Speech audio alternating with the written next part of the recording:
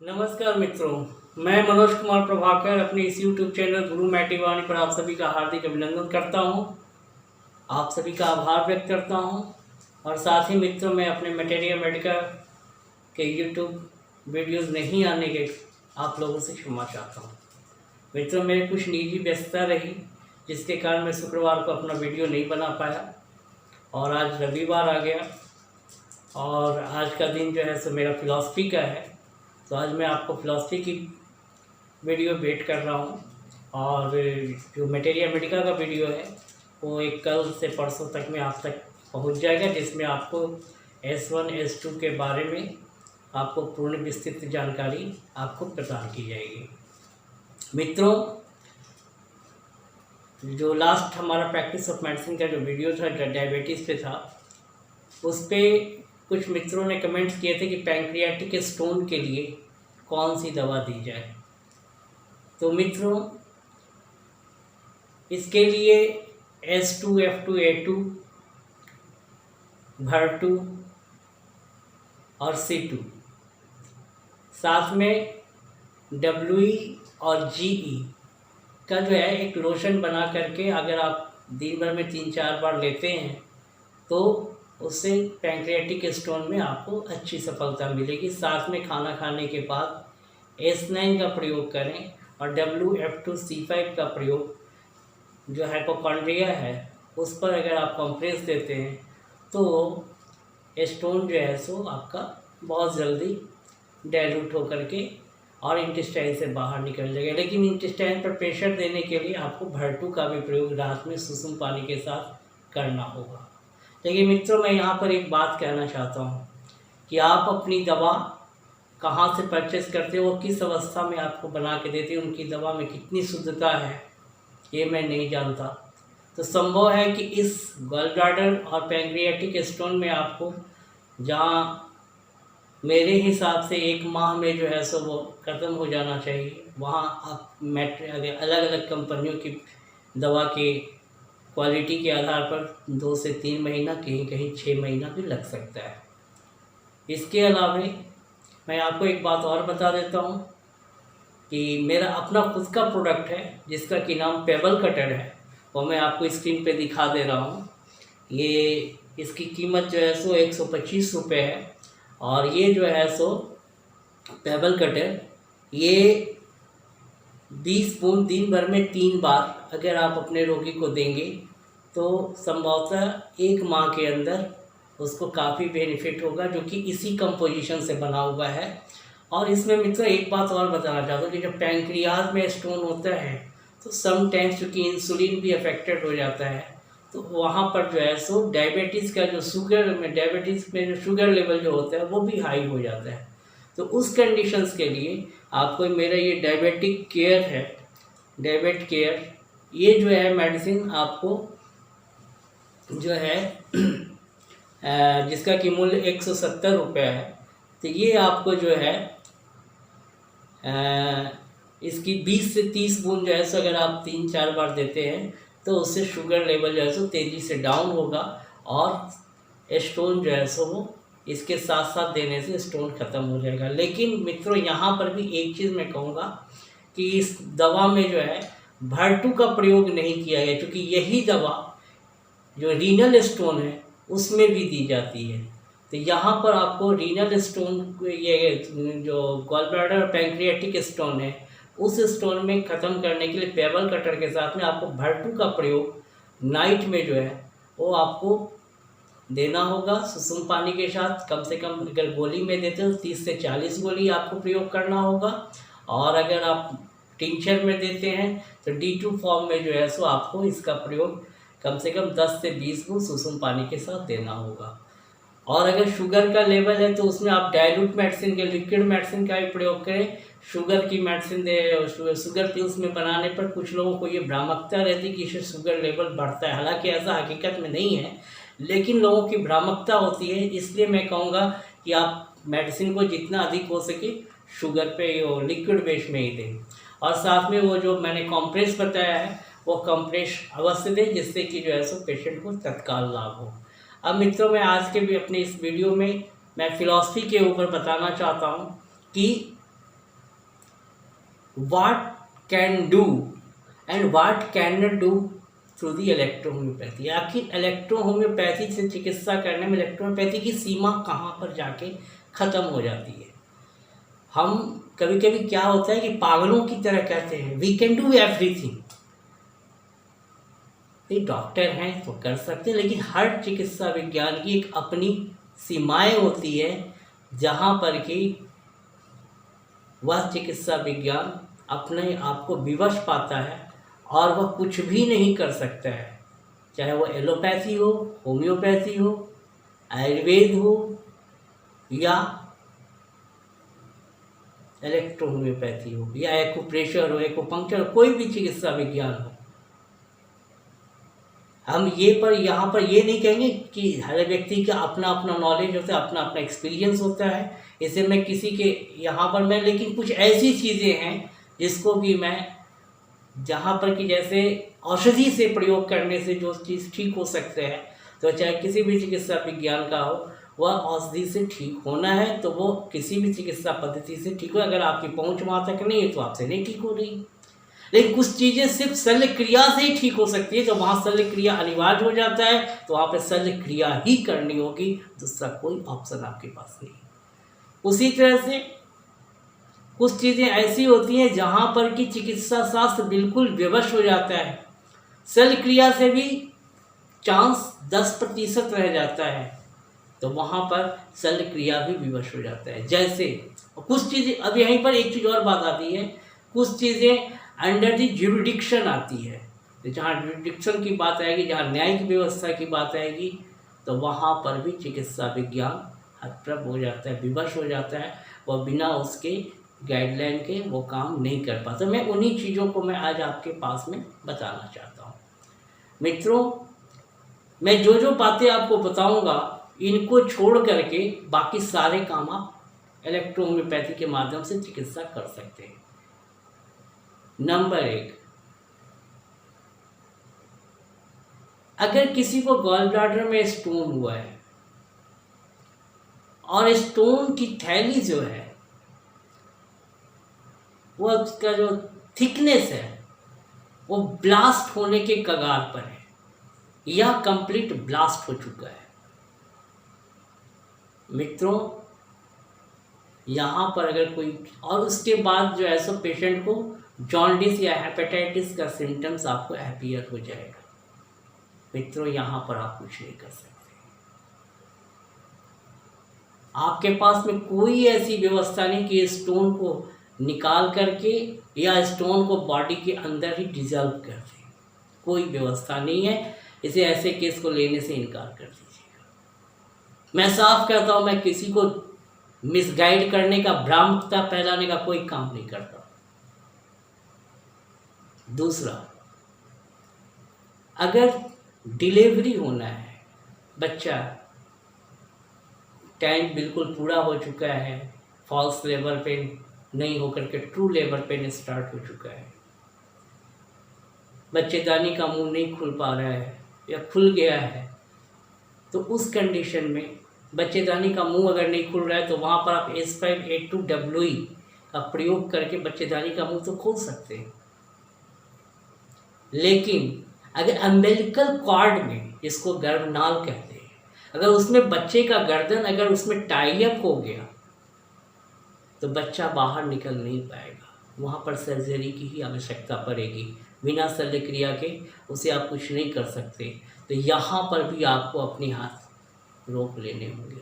अगर कोई maternity hospital चलाते हैं, अगर इलेक्ट्रोहोम्योपैथी से नॉर्मल डिलीवरी कराने का दावा करते हैं, तो वहाँ पर उनको ये प्रिकॉशन लेना पड़ेगा, किसी सर्जन से मदद लेनी ही पड़ेगी। एलोपैथी से भी अगर सर्जरी को हटा दिया है तो एलोपैथी भी यहाँ पर अपना हाथ समेट करके खड़ा हो जाएगा, क्योंकि अम्बिलिकल कॉर्ड को खोलने का किसी मेडिसिन में ताकत नहीं है। हाँ, कुछ अगर एक्सपर्ट हैं जो एब्डोमेन पे जो है सो उसको बच्चे को मूव करके अगर एब्डोमेन और उसको खोलने की कला जानते हैं, तो मैं ऐसे कलाकारों को नमन करता हूँ मैं उनका स्वागत करता हूँ, मैं उनके इस विधि को मैं चैलेंज भी नहीं करता, लेकिन ये सबके पास ऐसा एक्सपीरियंस होना संभव नहीं है। अब आता हूँ नंबर 3। अगर बर्निंग का केस आपके पास में आता है, सामान्य बर्निंग का, या 80% बर्न का केस है, लेकिन अगर वेन अगर वहाँ पर सिंक नहीं किया है जल करके, एब्डोमेन नहीं जला है, फेफड़ा नहीं जला, बाकी बॉडी में कहीं भी जल गया है, तो आप जलन को तो ख़त्म कर सकते हैं, उसके जख्म को भी ठीक कर सकते हैं, लेकिन अगर आर्टरी अगर सिकुड़ गए हैं, वेन अगर सिकुड़ गया है, आप उसको सीधा नहीं कर सकते। उसके लिए कॉस्मेटिक सर्जरी की आवश्यकता पड़ेगी। अब आप ये दिमाग में मत भ्रम पाल लीजिएगा कि एपीपी स्किन की औसी हम उससे वेन को सीधा कर लेंगे, आपके पास कोई उपाय नहीं, जहाँ तक मेरा अनुभव है। हाँ, अगर आप कॉस्मेटिक सर्जरी की क्रिया जानते हैं, अगर उसमें अगर आप इन चीज़ों से अगर आगे बढ़ने की कला जानते हैं, तो आपका स्वागत है। मैं आपको ऑप्शन भी बता दे रहा हूँ क्या करना होगा। अब आगे बढ़ता हूँ। पॉइजनिंग का केस, पॉइजनिंग के केस में पुलिस रिगार मोर्टिस की ज़रूरत पड़ जाती है, बम्बार्डिंग की हो जाती है, वहाँ पर पुलिस रिगार मोर्टिस की ज़रूरत पड़ जाती है कि बिना पुलिस प्रशासन को इन्फॉर्म किए हुए आप उसकी चिकित्सा नहीं कर, किसी ने चाकू मार दिया, वहाँ पे आपको पुलिस की ज़रूरत पड़ेगी, बिना थाना के आप कुछ नहीं कर सकते, और आपकी पद्धति रिकॉग्नाइज नहीं। तो वर्तमान में ऐसे केसेस को टेक ओवर करने से बचना चाहिए। अगर आप टेक ओवर करेंगे तो फंस सकते हैं। अब कैंसर का केस, आजकल लोग कैंसर की हॉस्पिटल खोल लिए हैं, कैंसर का अपने आप को बहुत ज़्यादा पब्लिसिटी स्टंट भी बना रहे हैं, बहुत बड़ी बात है हमें। और इलेक्ट्रो होम्योपैथी का तो हर डॉक्टर ही कहता है कि हम कैंसर ठीक कर सकते हैं, एकदम गर्व के साथ, आई कैन कंप्लीट कैंसर। पर अगर आप डॉक्टर से पूछे कि which type of cancer you can treat by the electropathic medical science, बहुत ज़्यादा होगा। तो कार्सिनोमा के जो कुछ कैंसर हैं, जिसमें जैसे ब्रेस्ट कैंसर, यूट्रस कैंसर, इसको क्या मैंने ठीक किया, कैंसर ठीक कर सकते हैं? भैया कैंसर 4 प्रकार के होते हैं, सार्कोमा, लिम्फोमा, ल्यूकेमिया और कार्सिनोमा।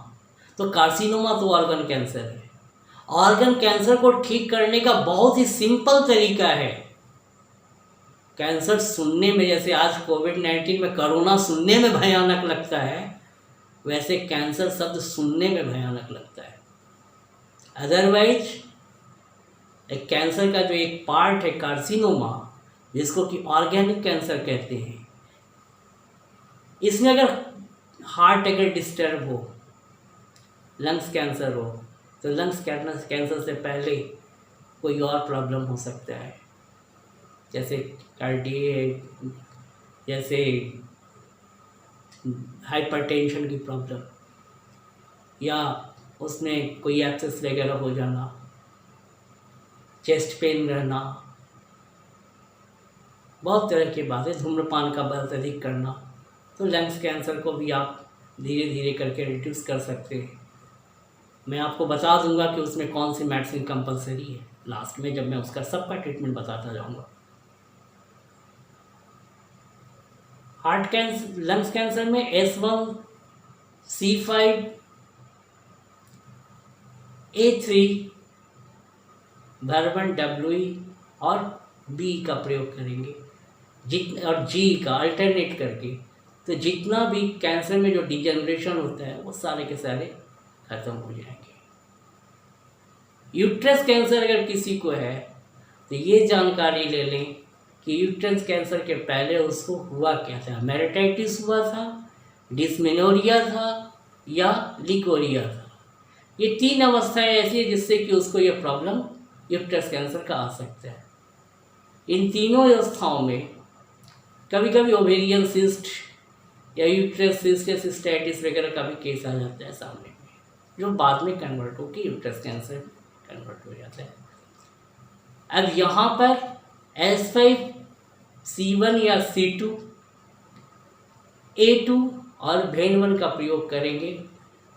भेनवन का प्रयोग पॉजिटिव में ज़रूर करेंगे, चाहे कोई सा भी कैंसर हो।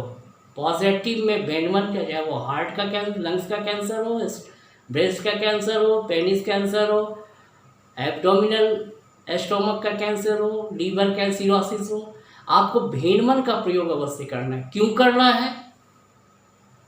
सी ग्रुप को मैं क्यों नहीं कर रहा? सी ग्रुप का प्रयोग करना है। सी ग्रुप में वो सेल और टिश्यूज पे काम करती है, वो एंटी कैंसरस नहीं है। सबसे बड़ा एंटी कैंसर जो आपके इलेक्ट्रोहोम्योपैथिक मेडिसिन है वह है वेनेरियोस ग्रुप का सिंगल मेडिसिन भेनवन। क्यों?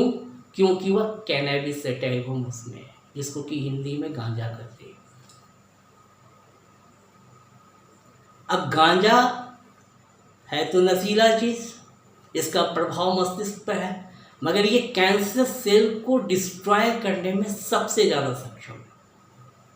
पूरा विश्व अगर कैंसर का इलाज अगर कर पाता है तो भेनवन का, तो वो गांजे का प्रयोग किसी न किसी फॉर्म में करते हैं। आपके पास में भेनवन है तो आप भेनवन का प्रयोग चाहे किसी भी प्रकार का कैंसर हो उसमें अवश्य करें, आपको इमीडिएट सफलता मिलेगी। अगर आप कर रहे हैं, अगर भेनवन के कारण आपको, भेनवन नहीं उपयोग करने के कारण अगर आपको रिजल्ट कम आ रहे हैं, तो आप अगर भेनवन का प्रयोग करेंगे तो आपका रिजल्ट का जो परसेंटेज है वो ऑटोमेटिक बढ़ जाएगा।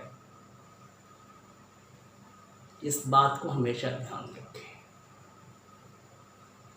इसके बाद ये तो हो गए। इसके बाद और कौन सी चीज़ें आपको नहीं करनी, मैंने आपको उसमें कहा पुलिस बम्बार्डिंग, चाकूबाजी, ये सारे केसेस थे। अब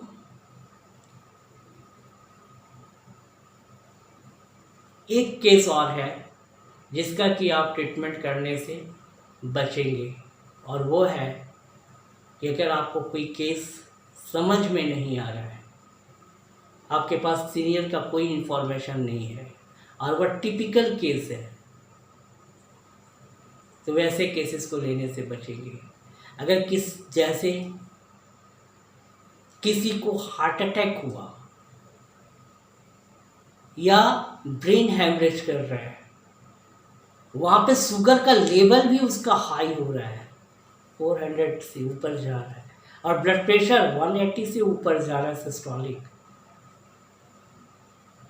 तो आपके पास में न तो आपके क्लिनिक में ऑक्सीजन की व्यवस्था है, न वेंटिलेटर की व्यवस्था है, न आपके पास में सलाइन की व्यवस्था है, क्योंकि ये सब के सब सर्जरी के पार्ट्स हैं और सर्जरी आपको करनी नहीं है।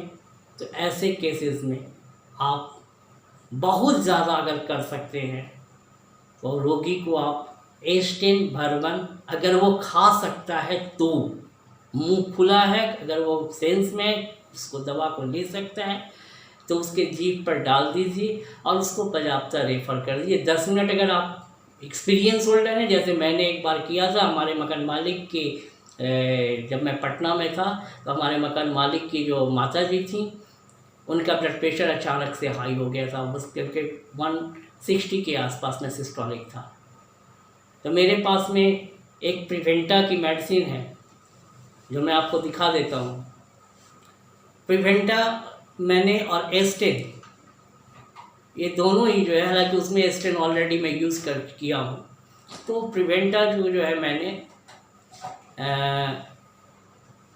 एक ढक्कन जो है करके 3 ml जो है 1 कप गर्म पानी में मैंने उन्हें दिया, और देने के बाद में 10 मिनट बाद उनका ब्लड प्रेशर नापा तो बिल्कुल 160 से 140 पे आया। मकान मालिक ने मुझसे पूछा कि भैया डॉक्टर साहब आप माता जी को कंट्रोल कर लेंगे या हम इनको लेके हॉस्पिटल जाएं? हम कहें कि सर ऐसा करिए, आधे घंटे का हमको समय दीजिए, अगर आधे घंटे में अगर ब्लड प्रेशर नॉर्मल नहीं होता है तो आप बेशक इनको ले करके हॉस्पिटल जा सकते हैं। इस प्रकार मैंने अपने मकान मालिक के माता जी का जो है सो मैंने ट्रीटमेंट किया, और आधे घंटे के अंदर उनकी जो है सो बीपी बिल्कुल नॉर्मल हो गई। तो उस दौरान मित्रों मैंने इसी दवा का प्रयोग किया था, ये है प्रिवेंटा, जो कि जिसका मूल्य जो है सो 125 रुपये है, जो आपको 50 रुपये में जो है सो मिल जाएगा। और कम से कम आपको 10 पीस जो है सो आपको ऑर्डर करना पड़ेगा। मित्रों, आज के लिए बस इतना ही। और जो इसमें कुछ और किन किन अवस्थाओं में हम इलेक्ट्रोपैथी से काम नहीं कर पाएंगे, मैं अगले वीडियो में बताऊंगा। साथ ही आपको कॉन्स्टिट्यूशन और टेम्परामेंट के विषय में बताऊंगा। वहाँ पर सैंग्विन टेम्परामेंट वास्तव में नहीं होता है, इसके विषय में भी बताऊंगा, और बाकी के जो टेम्परामेंट है उनके बारे में भी बताऊंगा। तो मित्रों, अगर आप हमारे वीडियो को पहली बार देख रहे हैं तो आप इसे सब्सक्राइब कर लें, बेल आइकन भी दबा दें, ताकि आपको हमारा वीडियो सबसे पहले प्राप्त हो। हमारा वीडियो आपको अच्छा लगा तो आप इसको लाइक करें और अपने मित्रों के बीच में शेयर करें। तो आज के लिए बस इतना ही। जय हिंद, जय भारत।